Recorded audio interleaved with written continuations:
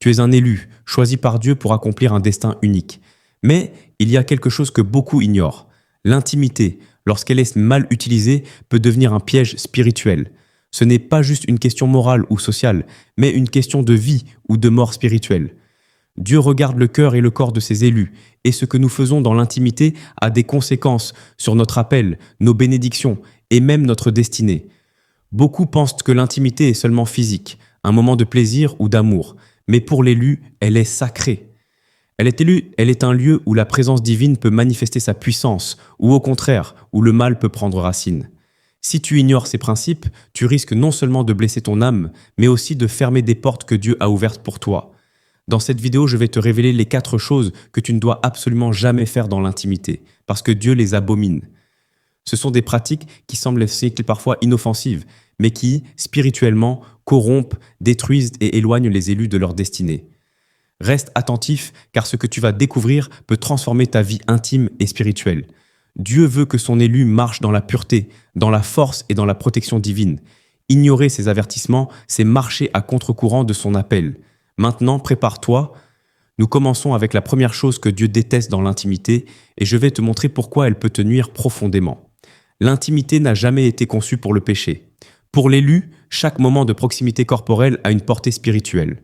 Lorsqu'on mélange l'intimité avec des actions contraires à la volonté de Dieu, que ce soit par des pensées impures, des gestes interdits ou la consommation de substances qui dégradent ton âme, on ouvre des portes invisibles au mal. Ce n'est pas une exagération de que le corps de l'élu est un temple et tout ce qui y entre ou en sort affecte son énergie spirituelle, sa connexion avec Dieu et sa destinée. Dieu abhorre ce mélange parce qu'il corrompt le sacré. Imagine un vase précieux dans lequel tu verses de l'eau sale, même un peu, et sa pureté est compromise. C'est exactement ce qui se passe lorsque l'intimité, qui devrait être sacrée, est contaminée par le péché. Tu peux ressentir un plaisir temporaire, mais à long terme, l'âme se fragilise et le destin de l'élu est bloqué. Les bénédictions qui auraient dû se manifester tardent ou disparaissent complètement et la présence divine est affaiblie dans ta vie.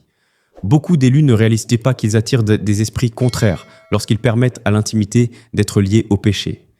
Les émotions, la colère, la jalousie et la luxure deviennent des chaînes invisibles qui les retiennent loin de leur appel. Les conséquences ne sont pas seulement spirituelles, elles affectent les relations, la santé mentale, la paix intérieure et même la réussite matérielle. Prenons un exemple concret, une personne qui entretient des relations intimes tout en cédant à la colère ou à l'orgueil dans son cœur. Même si elle croit que c'est juste physique, la dimension spirituelle transforme chaque acte en poison pour l'âme. Dieu voit au-delà du corps. Il voit l'intention, la pureté et la sincérité. Quand ces éléments sont corrompus, le mal se manifeste et l'élu devient vulnérable. La première leçon est donc claire. Ne mélange jamais l'intimité avec le péché. Sois conscient que chaque geste, chaque pensée et chaque émotion qui accompagne ces moments doit être pure. L'intimité est un lieu sacré que Dieu utilise pour bénir, fortifier et protéger l'élu. Le détourner pour des plaisirs impurs, c'est repousser Dieu et attirer des forces contraires. La question que tu dois te poser maintenant est: tes moments intimes sont-ils sacrés ou souillés par des habitudes contraires à la volonté divine? Si la réponse penche vers le péché, il est temps de corriger le chemin, de purifier ton cœur et ton corps, et de permettre à Dieu de restaurer ton intimité. Pour l'élu, l'intimité n'est pas simplement un acte physique, c'est un acte spirituel et sacré. La deuxième erreur que Dieu abomine, c'est s'engager dans l'intimité sans engagement divin, sans respecter le cadre que Dieu a établi pour ses élus. Beaucoup pensent que l'intimité peut être séparée de la spiritualité, qu'elle est juste un plaisir naturel. Mais pour toi, élu, elle est un canal de bénédiction ou de malédiction. Lorsque tu t'approches de cette sphère sans la présence de Dieu et sans son accord, tu ouvres ton cœur et ton corps à des influences spirituelles invisibles. L'intimité sans engagement divin attire souvent des connexions d'âme erronées. Ces liens sont invisibles mais puissants. Ils peuvent générer dépendance émotionnelle, manipulation et frustration profonde. L'élu qui cède à cette intimité risque de laisser son énergie spirituelle se disperser, affaiblissant sa capacité à accomplir son destin. Les bénédictions qui auraient dû se manifester tardent et les portes spirituelles que Dieu a ouvertes se ferment lentement. Dieu a créé l'intimité pour qu'elle soit une expérience de don complet, de respect mutuel et d'union sacrée entre deux êtres dans le cadre qu'il définit.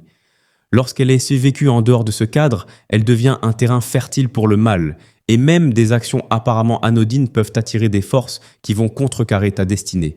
Imagine ceci, tu es un élu appelé à réaliser une mission exceptionnelle, mais tu t'engages dans des moments intimes sans discernement. Chaque moment devient comme un fil invisible qui t'éloigne de ton appel. Les rêves se déforment, les bénédictions tardent et la paix intérieure disparaît. C'est ce que Dieu veut éviter, que ces élus s'égarent dans ce qu'ils croient d'être naturel, mais qui est en réalité un piège spirituel. Il est donc crucial de comprendre que l'intimité sans engagement divin n'est jamais neutre. Elle construit ou détruit, bénit ou maudit. Pour protéger ta pureté, ton appel et ton avenir, il faut attendre la direction de Dieu, chercher son conseil et s'assurer que chaque action dans l'intimité est alignée avec sa volonté. Dieu veut que tu sois patient, qu'il te guide et que ton intimité soit une source de force, pas une source de fragilité. L'élu qui comprend cette vérité vit une vie de bénédiction continue, de paix et de protection divine. L'élu qui ignore cette règle s'expose à des conséquences lourdes, cœur brisé, relations corrompues et même opportunités perdues dans sa mission divine. Alors, demande-toi maintenant, mon intimité est-elle guidée par Dieu ou par mes désirs éphémères ? La réponse à cette question déterminera ton chemin spirituel et la qualité de tes relations futures. La troisième chose que Dieu abomine dans l'intimité, c'est l'utiliser comme un outil de manipulation ou d'intérêt personnel. Pour l'élu, le corps n'est pas un objet à exploiter, ni une monnaie d'échange pour obtenir amour, pouvoir ou sécurité. Quand tu engages l'intimité pour contrôler quelqu'un, séduire pour obtenir quelque chose ou influencer une décision, tu profanes un lieu sacré que Dieu a voulu pur et protecteur. Beaucoup ignorent que chaque geste dans l'intimité véhicule une énergie spirituelle. Lorsqu'il est utilisé pour manipuler ou obtenir un gain personnel, ce geste laisse une trace dans le monde invisible. Ces traces peuvent attirer des esprits de tromperie, de jalousie et de discorde, affectant non seulement la relation en question, mais aussi ton chemin spirituel et ton appel divin. Dieu abhorre ce comportement parce qu'il pervertit ce qui devrait être un acte d'amour pur et de don mutuel. L'intimité n'est pas un jeu stratégique ou un moyen de satisfaire ses désirs de contrôle. C'est un lieu où la vérité, la sincérité et le respect mutuel doivent primer et où l'élu peut expérimenter la bénédiction de Dieu dans son union. Tout acte motivé par l'égoïsme, la manipulation ou l'intérêt personnel corrompt cette dimension sacrée. Prenons un exemple concret. Quelqu'un qui utilise l'intimité pour pousser l'autre à rester ou pour obtenir un engagement matériel. Même si cela semble efficace à court terme, à long terme, cela détruit la relation spirituelle, ferme les portes de la bénédiction et peut créer un cycle de déception, de rancune et de blessures invisibles. Les élus qui cèdent à ce comportement remarquent souvent des blocages dans leur vie. Les prières restent sans réponse, les projets stagnent et la paix intérieure disparaît. Dieu appelle ses élus à protéger leur corps et leur intimité, à marcher dans la vérité et à ne jamais utiliser le don de l'intimité comme un moyen pour obtenir ce qu'ils veulent. L'élu qui respecte cette loi divine vit une intimité purifiée, libre de manipulation et alignée avec la volonté de Dieu, ce qui ouvre des portes à la bénédiction et à la prospérité spirituelle. Ainsi, si tu te poses la question « Mon intimité est-elle utilisée pour manipuler ou pour aimer réellement ?» Prends un moment pour réfléchir. L'élu doit comprendre que la pureté de son intimité détermine la qualité de sa vie, de ses relations et de son appel. Toute déviation peut être lourde de conséquences, mais un engagement sincère envers Dieu transforme cette même intimité en un canal de force et de protection divine. La quatrième chose que Dieu abomine, c'est l'intimité avec la mauvaise personne. Pour l'élu, chaque relation est spirituellement lourde de conséquences.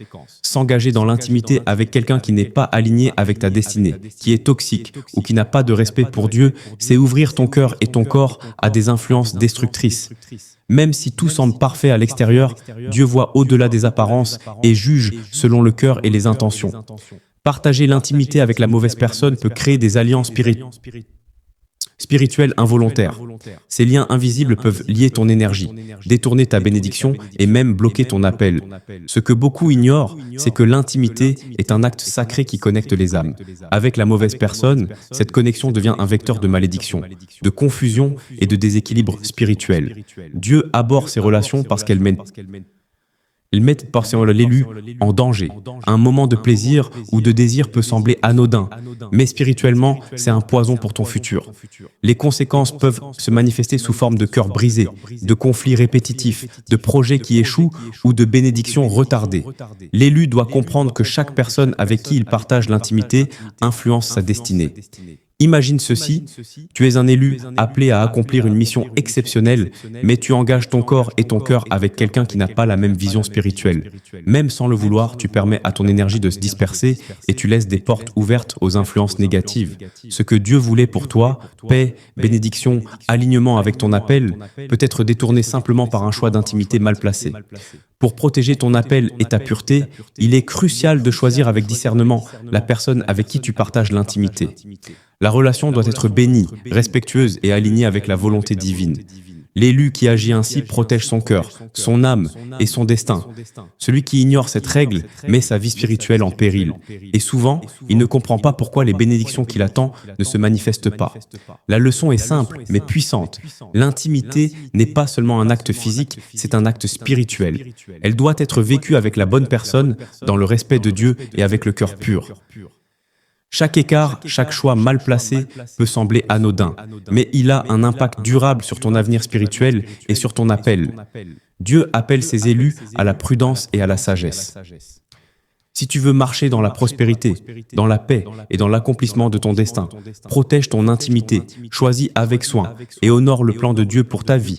En tant qu'élu, ton intimité est sacrée, un lieu où Dieu désire manifester sa bénédiction et protéger ton destin. Les 4 choses, non autre chose que nous avons vues, mélanger l'intimité avec le péché, s'y engager sans la direction divine, l'utiliser pour manipuler ou partager avec la mauvaise personne, sont des pièges que Dieu abhorre. Ignorer ces principes, c'est exposer ton cœur, ton corps et ton appel spirituel à des conséquences lourdes. Dieu t'invite à marcher dans la pureté, à protéger ton intimité et à choisir chaque relation avec discernement. Chaque geste, chaque pensée et chaque action dans cette sphère a un impact sur ton avenir, ta paix intérieure et ta connexion avec le divin. L'intimité n'est pas simplement un plaisir, c'est un pouvoir sacré que Dieu confie à ses élus. Reste vigilant, respecte ses principes et permets à Dieu de guider tes pas. En faisant cela, tu transformes ton intimité en un canal de bénédiction, de force et de protection divine et tu assures ton alignement avec ton destin sacré. Avec